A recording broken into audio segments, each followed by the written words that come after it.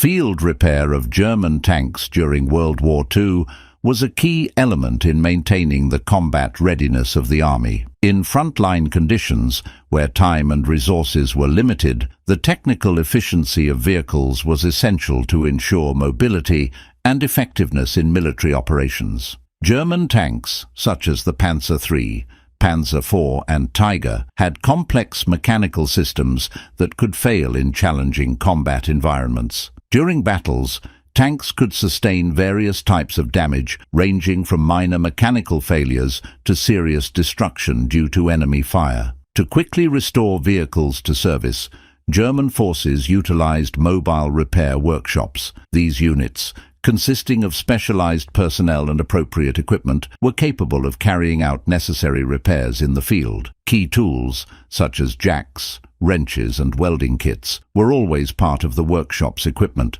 allowing for rapid intervention. Repair work often involved replacing damaged parts, such as tracks, engines or hydraulic systems.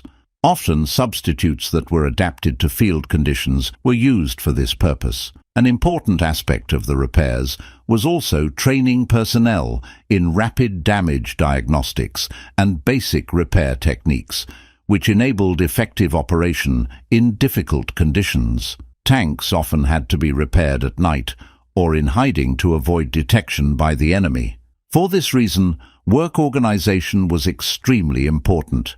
German forces also used various support vehicles, such as transports, to carry damaged tanks to safer locations where more thorough repairs could be conducted. Despite the advanced technology of German tanks, failures were frequent, and the effectiveness of field repairs had a significant impact on the course of battles. Quick and effective repairs allowed for the minimization of equipment losses and maintained high morale among soldiers who could rely on their equipment in challenging combat situations. As the war progressed and conditions changed, the German armed forces adapted their approach to tank repairs, which ultimately influenced their ability to conduct military operations.